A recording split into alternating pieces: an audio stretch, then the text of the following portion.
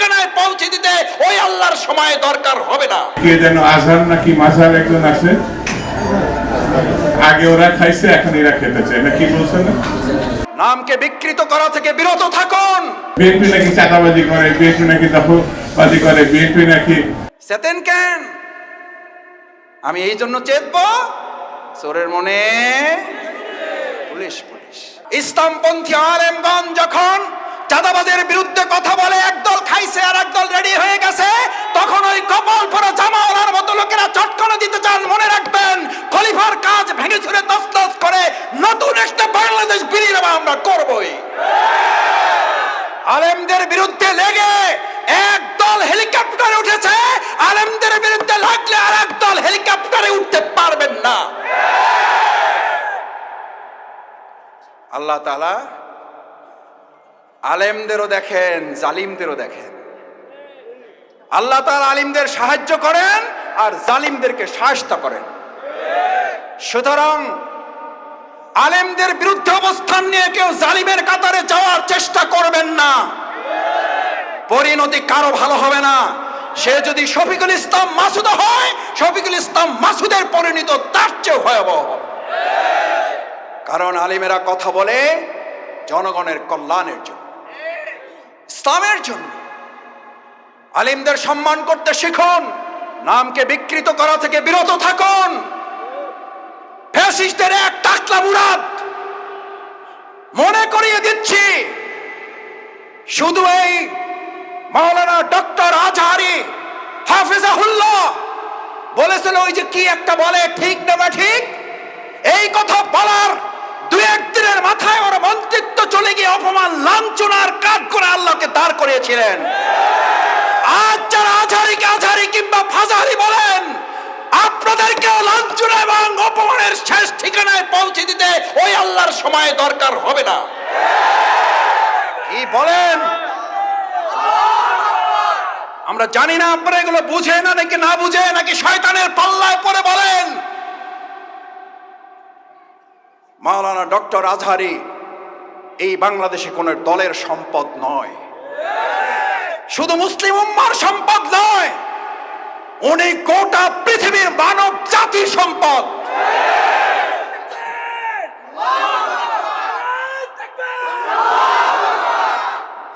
ওনাকে আপনারা বলেন একটা দলে যোগ দিয়ে দেন, আরে ভাই উনি তো একটা দলে আছেই, বুঝেন না কেন? উনি তো একটা দলের কথাই বলেছে, সেই দলের নাম হচ্ছে ইসলাম। ইসলামের কথা বললে যদি কারো গায়ে আগুন জ্বলে, তাহলে বুঝতে হবে ওটা মুসলিম নামের কলঙ্ক, ইসলামের দুশমন। ইসলামের শত্রুরা হুঁশিয়ার সাবধান, হুঁশিয়ার সাবধান। আমরা বললাম সাদাবাজার রেডি হয়ে আছে। আরে ভাই, রেডি হয়ে আছে বলার মধ্যে দিয়ে যদি আমি ভয় পেয়ে যাই, তাহলে তো আমি দুইটা অন্যায় করেছি। নিজ দায়িত্বে এটা আমি এবার ঘাড়ে চেপে নিয়েছি। চোরের মনে দুই উজু করা লোক সকালবেলা, একজন তাহাজ্জুদের জন্য আর একজন চুরি করার জন্য নাক মুখ ধোয় না। তাহাজ্জুদওয়ালা মনে করতেছে এই দেশে তো আরো চোর আছে, এটা মনে করে। তাহাজ্জুদওয়ালা মনে করে আমার মতো তাহাজ্জুদ পড়ার লোক তো এই সমাজে আরো। চোরওয়ালা মনে করে চোর আগে তো একা করতাম, এখন থেকে আমার দলে লোক আরো। আল্লাহ, এই গল্পগুলো এরা কেন মনে রাখে না? এগুলো তো গল্প না, এই গল্প মনে রাখলে তো চেতার কথা না। চেতেন কেন? চেতেন কেন? আমি এই জন্য চেতব, চোরের মনে পুলিশ পুলিশ। সে যেই হোক, শফিকুল ইসলাম মাসুদ যদি মনে করে আমার মধ্যে চোরামির অভ্যাস আছে, তাহলে পুলিশ দেখলে তো ভয় একটু। হাত কাটার ওয়াজ যদি করার পর ভালো মানুষেরা ভয় পাবে না চোরেরা ভয় পাবে? তাহলে হাত কাটার ওয়াজকে ভয় পান কেন? সুদের বিরুদ্ধে ওয়াজ করলে মসজিদের সভাপতি খেইবা যান কেন? আবুল হেকাম কিসের বাপ? বুদ্ধির বাপ ছিল, শুধু কি ছিল না? ইসলাম না থাকার কারণে আবুল হেকাম যদি আবু জেহেল হয়ে যায়, আজকে যারা রাজনীতি করেন আর তারা যদি বলেন ইসলামের মধ্যে টাইনেন না, ওই বেটা কি আবুল হেকাম না আবু জেহেল? ওই বেটার নাম কি? ওই বেটার নাম কি? ও আব্দুর রহিম হইল ওর নাম, ওই বেটার নাম আব্দুর রহিম হইলো, ওই বেটার নাম কি?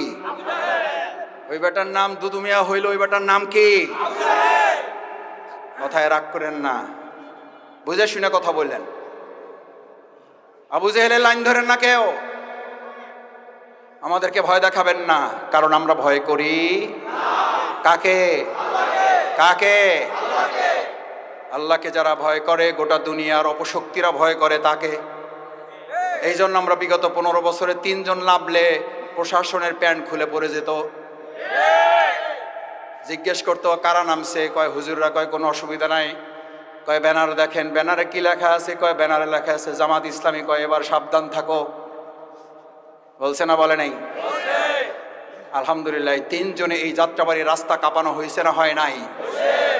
আপনারা গুলির মুখে থেকেও এগুলো প্রতিবাদ করেছেন না করেন নাই? ইনশাআল্লাহ আমরা ভবিষ্যতেও এই অন্যায়ের প্রতিবাদ। আসুন, ইল্লাল্লাযীনা আমানু, ইমানদাররাই শুধু এই ক্ষতি থেকে বাঁচতে চায়। আমরা ক্ষতি থেকে বাঁচতে চাই, তাহলে ঈমান লাগবে, আল্লাহর আইন লাগবে, আল্লাহর বিধান লাগবে। শুধু মসজিদে না, সব জায়গায় লাগবে। ইসলামী সমাজ কল্যাণ যদি আল্লাহর এই বিধান দিয়ে সমাজ এবং রাষ্ট্র পরিচালনা করতে চায়, আগামী দিনে আল্লাহ রাসূল সাল্লাল্লাহু আলাইহি সাল্লাম বুলেটের যুদ্ধ করেছেন, আমরা আগামী দিনে ব্যালটের যুদ্ধের মাধ্যমে রাসূল সাল্লাল্লাহু আলাইহি সাল্লামের সেই বুলেটের যুদ্ধে অংশগ্রহণ করার আহ্বান জানাবো আমরা সবাইকে।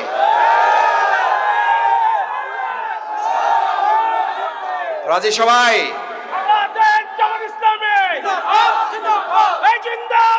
সম্মানিত ভাই এবং বন্ধুগণ, আসুন আল্লাহ সুবহানাহু ওয়া তাআলার কাছে দোয়া করি, আল্লাহ মেহেরবানি করে আমাদের এই ব্যালটের যুদ্ধে আপনি আমাদেরকে বিজয় দান করেন। রাসূল সাল্লাল্লাহু আলাইহি সাল্লামের সেই বাণী আমাদেরকে ধারণ করান। কতিপয় হাপরওয়ালা বুঝেন, দা কাশি বানায়, তাদের সাথে অবস্থান করেন, কোনো কাজ করবেন না। মাথা থেকে গন্ধ না দুর্গন্ধ বেরোবে, কারণ হাফরওয়ালাদের সাথে বসে আছেন। হাফর বুঝেন, দা কাশি বানায়। রাসূল সাল্লাল্লাহু আলাইহি সাল্লাম বললেন, তোমার আতর কেনার সামর্থ্য নাই, পকেটে টাকা নাই, আতরের দোকানে সকাল থেকে সন্ধ্যা পর্যন্ত বসে থাকো। গন্ধ না দুর্গন্ধ? কি দুর্গন্ধ না সুগন্ধ? আজ এখানে যারা আছেন, ব্যালটের যুদ্ধের মাধ্যমে আগামী দিনে হাপুরের পক্ষ নিবেন নাকি আতরওয়ালাদের পক্ষ নিবেন? আতরওয়ালাদের পক্ষ নিবেন যারা, দেখি হাতগুলো। আল্লাহ আমাদের আতরওয়ালাদের সাথে কবুল করেন। আস্তাগফিরুল্লাহ রাব্বি মিন কুল্লি জামবি ওয়া আতুবু ইলাইহি। সুবহানাকাল্লাহুম্মা ওয়া বিহামদিকা আশহাদু আল্লা ইলাহা ইল্লা আনতা আস্তাগফিরুকা ওয়া আতুবু ইলাইহি।